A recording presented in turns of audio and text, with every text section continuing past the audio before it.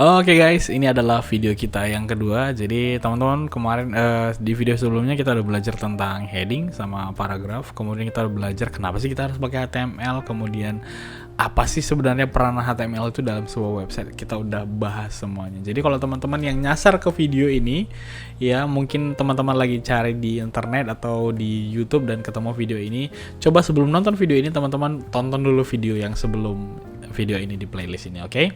Nah, kita akan lanjutkan lagi pembahasan kita tentang HTML. Aku ada mikir satu hal ya, waktu pas aku selesai buat video yang pertama, dan aku rasanya mau ganti deh ini nama foldernya, kita akan ganti deh.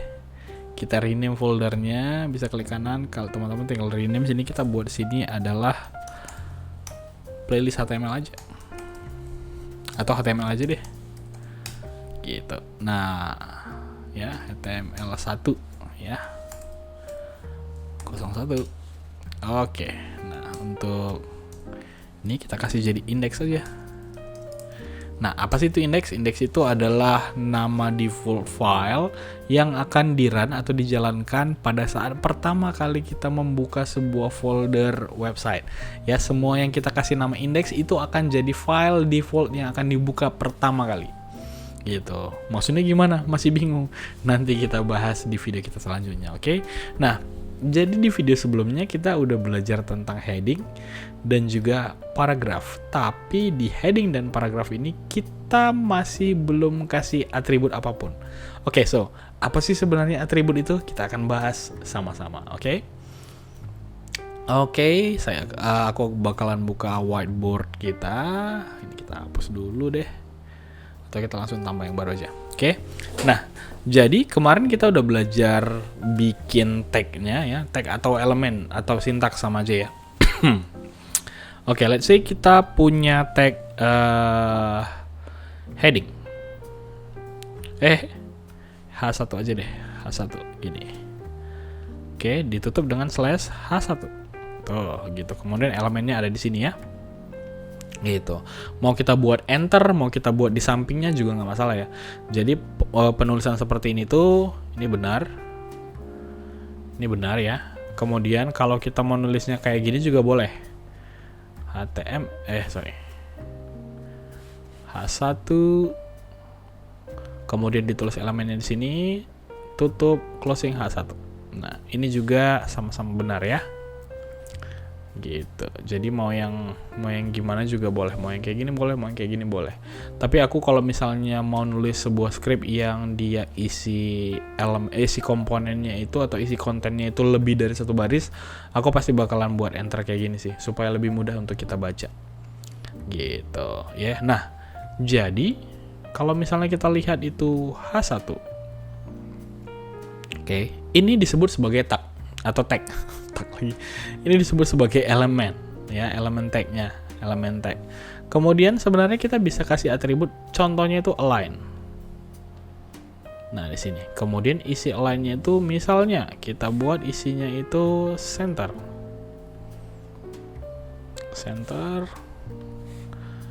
Oke, kemudian tutup gini, bentar, biar kita samain semua warnanya biar kayak di kode editor ya. Oke, kemudian kita buat elemennya di sini, kontennya di sini. Oke. Kemudian kita tutup dengan slash H1. Nah, kayak gini. Nah, yang ini teman-teman, ini yang warna biru ini disebut sebagai atribut. Tuh. Oke, yang ini yang warna hijau ini disebut sebagai elemen. Oke, yang ini, yang warna merah ini disebut sebagai value of properties. Bukan properties, value of attribute. Nah, gitu dia. Jadi ini value-nya. Atribut selalu atribut itu selalu membutuhkan value supaya kita tahu ini atributnya mau dibuat kayak gimana. Gitu dia. Jadi ada 3 hal yang penting itu, ada elemen, attribute, dan juga value of attribute. Nah, satu elemen atau satu tag elemen itu bisa berisi lebih dari satu atribut, teman-teman. Jadi atributnya ada align, kemudian nanti ada color, ada yang lain-lain juga, itu bisa lebih dari satu atribut. Jadi kita bisa bikin atributnya itu banyak, dan juga yang pasti value-nya juga banyak gitu. Nah, kita akan coba untuk yang kita sudah buat sebelumnya. Oke, ini dia. Nah, sebelumnya hasilnya itu cuman kayak gini. Kita open live server. Tuh. Jadi sebelumnya hasilnya yang kita buat itu cuman seperti ini ya. Oke. Nah, hanya kayak gini doang. Oke. Yang berikutnya kita bisa buat lagi, misalnya nih heading 1, kita kasih atribut apa yang kita kasih? Kita kasih atribut align misalnya ya. Kita kasih atribut align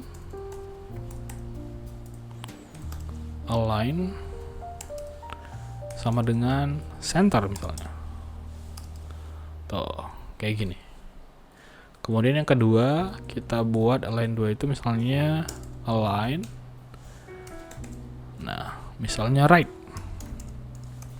Tuh, sorry. Oke, yang lain 3, 4, 5, 6 aku hapus saja. Oke, kita lihat hasilnya ya. Hasilnya jadi kayak gini. Heading 1 jadi di tengah dan heading 2 jadi di kanan. Oke. Gitu. Nah, apalagi yang bisa kita buat di H1 ini? Ada banyak. Nanti kita akan belajar. Seiring dari kita belajar, teman-teman bakalan ingat apa-apa aja atribut yang bisa kita isi. Nah, kita coba langsung ke yang P ini tadi. Ke yang P kita kasih align juga. Align itu gunanya untuk buat ratanya ya. Kita kasih center yang ini yang pertama. Yang kedua kita kasih align juga. Kita kasih left udah pasti defaultnya. Kita kasih right aja. Kemudian yang ini kita kasih align, kita kasih namanya justify. Kita save, kita lihat. Tuh, hasilnya akan jadi seperti ini. Yang ini jadi rata tengah, yang ini jadi ratanya di kanan, yang ini jadi justify atau ratanya di kiri dan di kanan. Dan yang terakhir ini defaultnya nggak usah diisi, nggak usah dikasih atribut juga, dia akan otomatis buat di kiri. Seperti itu teman-teman. Nah, kemudian di dalam satu tag sendiri, misalnya tag P yang seperti ini, kita bisa masukkan tag lain lagi di dalamnya. Jadi namanya itu branch. Jadi kalau misalnya satu tag itu kan dia branching. Jadi kayak ada sarangnya gitu. Satu sarang. Nah, di dalam sarang itu kita bisa masukin sarang satu-satu lagi. Jadi mau berapa sarang pun di dalam atau mau berapa tag pun di dalam satu tag itu boleh.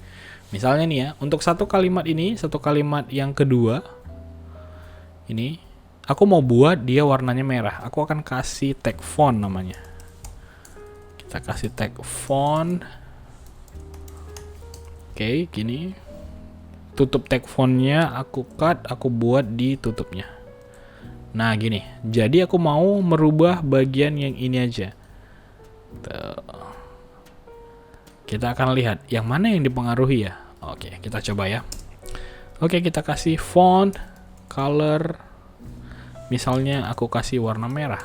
Bisa pakai tulisan bahasa Inggris dasar atau bisa juga pakai hexadesimal ya. Teman-teman bisa juga pakai yang kayak gini. Tuh, yang gini. Hashtag FFFFF ada 6 angka. 6 huruf gitu, atau bisa juga langsung aja ketikin red gitu. Kita save, kita lihat hasilnya. Nah, jadi ini untuk satu paragraf yang ini ada satu kalimat yang warnanya merah. Nah, dari situ kita bisa tahu kalau tag itu akan merubah bagian yang dia blok saja. Jadi dia blok bagian ini. Nah, dia akan, ya yang akan dipengaruhi hanya bagian ini aja.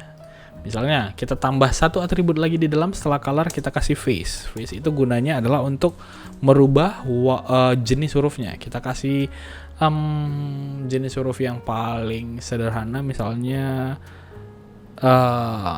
let's say Comic Sans. Oh no, Arial aja ya. Nah, kita lihat hasilnya. Tuh, bentuknya jadi beda. Yang ini tadi pakai Times, yang ini pakai Arial. Gitu dia. Oke, itu untuk video kita yang kedua. Teman-teman bisa lanjut ke video kita yang ketiga. Let's go.